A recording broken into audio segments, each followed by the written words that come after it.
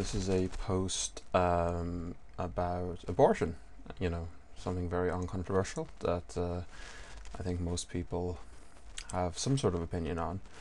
I will try not to give my opinion in this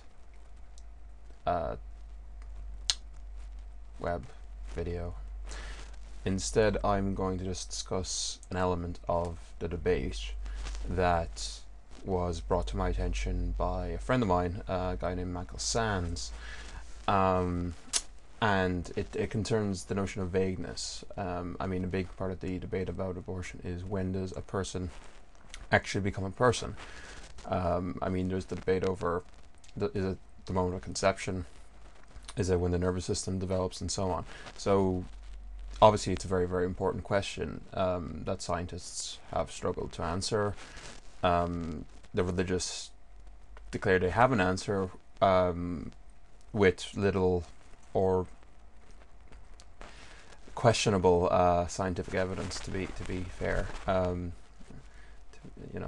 But anyways, so okay, I'm going to talk about something called the Sorites Paradox, right? And the Sorites Paradox, it's also called the paradox of the heap, or the bald man paradox, and this is basically a notion about the vagueness of language, right? Now, vagueness of language might only be the first step. There could also be actual vagueness in the world, vagueness over what objects exist. We'll just concentrate on vagueness in language at the moment. So basically, I'll stick with the bald man paradox because I think it's more fun, but it's basically the same as the heap paradox. So in the bald man paradox, we have a man with no hair on his head whatsoever, completely bald. And there's a clue there by me saying completely bald, but anyways, that's beside the point. So we have a bald man, and he has no hairs on his head, and we say he's bald. And then we find another man who has one hair on his head, and we also, we look at this man, and he's also bald. Now, basically, the paradox is, you keep adding hairs to his head. At some point, you will declare that that man is not bald, right? So the word bald is a vague predicate because there is no certain number of hairs that equal baldness versus not baldness. So like 12,452 hairs, does that equal baldness, whereas 12,453 hairs equals a full head of hair? So this is kind of the paradox, and there's various attempted solutions to that through examining the predicates, the notion of bald, and then adding maybe the word completely bald or balding and so on. So like there are different ways of looking at it. But so if you apply to the notion of person, so we start with, we technically start with egg and sperm. So you wouldn't describe egg and sperm as a person. I don't think even the most religious people wouldn't describe egg and sperm as a person, because there's a randomness about that, because there's no certainty that one single sperm or one single egg will ever connect, and even if they do, whether that will ever develop into a person. So that's the first step, and then the second step would be conception. So the fertilization of the when the sperm enters the egg. So that is the second step. So immediately, now this is a question, and some people do say that this is when the formation of people, but outside of religious arguments, it's hard to see why you would pick that moment, because this is little more than a bundle of DNA. Okay, I'll try and stay out of my own personal opinion, but it does seem difficult to argue that that is a person from outside of religious presupposition of personhood, and I haven't seen any non-religious arguments to state that that is a person.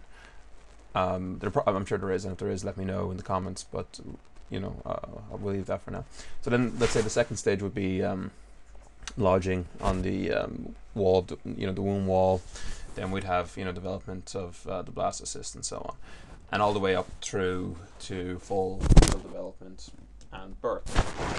Now, let's presume for the sake of argument, that the theist notion of personhood is not, let's say, the typical, I suppose, Abrahamic notion of personhood as being starting at the moment of conception is false, just for the sake of argument, let's say that. So then we're left with everyone else's views about abortion. So let's say I say that people begin on 92 days into after the moment of conception, and that is, and then you say I believe that people the fetus becomes a person in 93 days.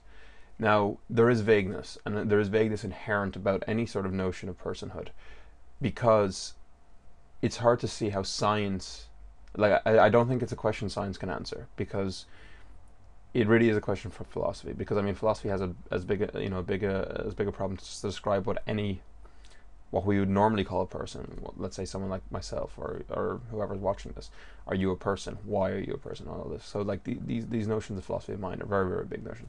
So you add that to a Sorites paradox, where we don't, it's unsure of the moment when a personhood actually, so there is a vagueness. So even if I assert 92 days is the moment of, or if you assert the second that the nervous system develops, that's the development of a person. This is just a recognition of why it's such a problem, because I think people inherently know that this is the problem of the debate, but I'm just trying to give a name to it. I'm sure it's been done before. I've spotted some articles, but I haven't been able to open them because I don't have access rights, and they're in medical journals rather than philosophical journals, which I do have access rights to. But if anybody knows more about this, I'd really be interested to find out what medical doctors, how they regard the Sorites paradox, and how biologists are regarding it, because I think it's interesting. And just my final point, I have not, if I sound like I've stated my own position on abortion, I haven't. My own position on abortion, it has not been decided yet.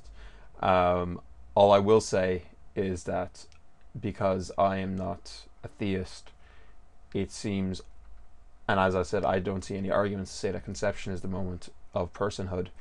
That is at the moment the only point of personhood that I disregard, solely because I haven't seen any non-theistic arguments to support that. But if I have, I'd be quite willing to change my mind. That's it, just a little ditty on abortion.